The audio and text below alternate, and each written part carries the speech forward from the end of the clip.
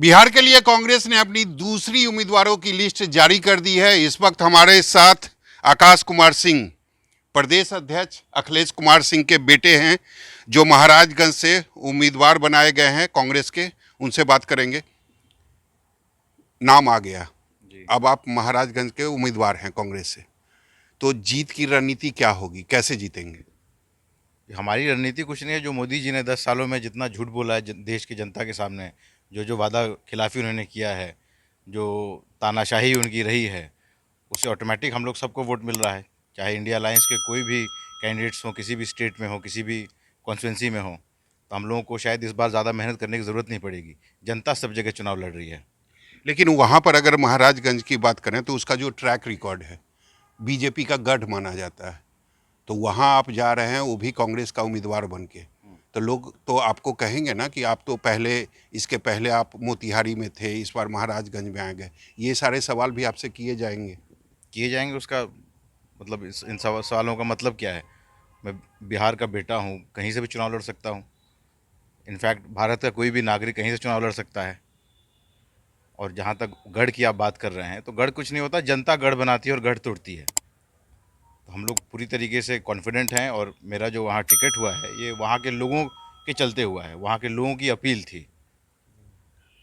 कि आकाश को यहाँ लड़ाइए, अच्छा, कांग्रेस में सीट आई है, आकाश को यहाँ से लड़ाइए। तो रणनीति तो कुछ बनाए होंगे ना आप। अगर महाराजगंज की बात करें तो आपको क्या लगता है कि जनार्दन सेगरीवाल जो हैं, वो काफ़ी सालों से, मुझे लगता है कि 10-15 सालों से वो सांसद हैं, तो आपको लगता है कि जितना विकास होना चाहिए महाराजगंज में उतना हुआ है, या कई कमियां अभी भी है?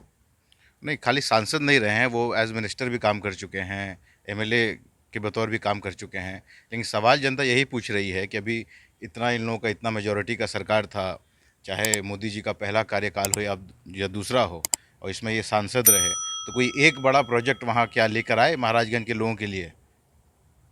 यही चर्चा है वहाँ पर कि सिर्फ शादी विवाह में वहाँ अटेंड करने से या सत्यनारायण भगवान की कथा में जाने से, इससे तो लोगों का भला होता नहीं है।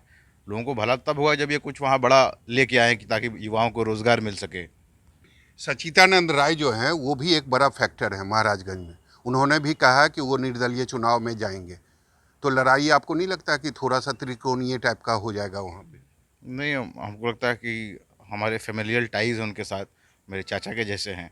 मुझे नहीं लगता कि जब मेरा कैंडिडेचर हुआ है तब वो लड़ेंगे। लेकिन महाराजगंज की जो जनता है उसको कैसे भरोसा दिलाइएगा?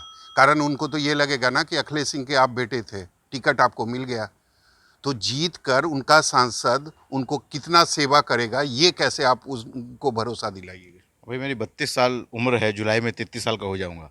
जब से पैदा हुआ हूँ, एक राजनीतिक परिवार में पैदा हुआ, तो सुबह से लेकर शाम तक हमने सिर्फ और सिर्फ राजनीति ही देखी है, पॉलिटिकल कार्यकर्ता देखे हैं, लोग देखे हैं, लोगों की समस्याएं देखी हैं, सुनी हैं बचपन से। तो इसकी समझ मुझे है। सबसे ज़्यादा जैसे मोदी जी बात करते हैं 56 इंच के सीने की, लेकिन हम लोगों ने देखा कैसे चाइना ने भारत की ज़मीन कब्जा ली।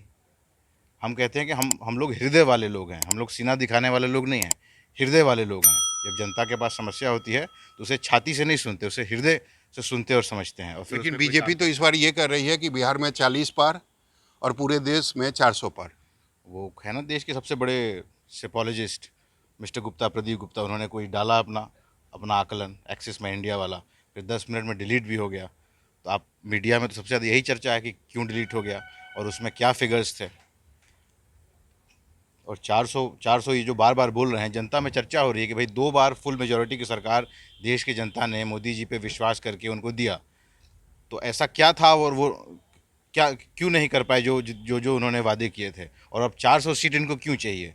संविधान बदलने के लिए चाहिए? बाबा साहेब अम्बेडकर को अपमानित करके उनका बनाया हुआ संविधान, उसको कुछ चेंज करके, हो सकता है यहाँ कुछ रशिया के जैसा करना चाहते हो, तानाशाह बनना चाहते हो, ऑफिशियल अनऑफिशियल तो है ही। पूरे बिहार की अगर स्थिति की बात करें तो क्या लगता है आपको, 40 में से इंडिया गठबंधन को कितनी सीटें मिलेंगी, अगर इंक्लूडिंग महाराजगंज की बात करें तो? इंडिया गठबंधन को मुझे लगता है कि कम से कम हम लोग 35-36 के आसपास अभी जा रहे हैं।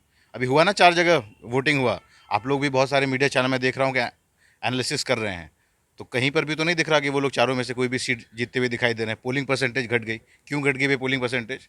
आप 2014 से पहले का बिहार और देश देखें तो तकरीबन 44% के आसपास एवरेज पोलिंग बिहार में होती थी और देश के पैमाने पर 55-60% होती थी। फिर मोदी जी का ये सो कॉल्ड वेव आया, जो उन्होंने भ्रामक प्रचार करके अपना फैलाया कि गुजरात मॉडल ये कर देंगे, वो कर देंगे, चाइना से आंख में आंख मिला के बात कर देंगे। फिर जनता ने देखा कि भाई जब हमारा जवान जो है वो कैलाश रेंज को कैप्चर करता है, तो मोदी जी कहते नहीं छोड़ दो कैलाश रेंज को, जो एक स्ट्रेटजिक हाई लोकेशन पॉइंट था जिससे हम हमारी सेना लड़ सकती थी, उसको मदद मिलती कि आगे चाइनीज सेना ना आए। इन्होंने तो खुद से दे दिया। देपसांग प्लेन्स पे कब्जा हो गया। पैंगोंग लेक पे फिंगर 8 तक हमारी पेट्रोलिंग होती थी, आज फिंगर 4 तक ही होती है। तो जनता ने देख लिया कि मोदी जी कितने मजबूत हैं। जीतेंगे महाराजगंज? बिल्कुल जीतेंगे, इसमें कोई पूछने की बात है। 2-3 लाख वोट से जीतेंगे। 2-3 लाख वोट से जीतेंगे। निश्चित तौर पर आकाश युवा हैं और पूरे जोश में हैं और उनका यही मानना है कि महाराजगंज की टिकट जो मुझे मिली है उसमें जीत हमारी होगी और 1-2 लाख से नहीं बल्कि 3 लाख से जीत होगी। कैमरामैन ऋषि के साथ सौरभ कुमार, पटना, न्यूज़ 24।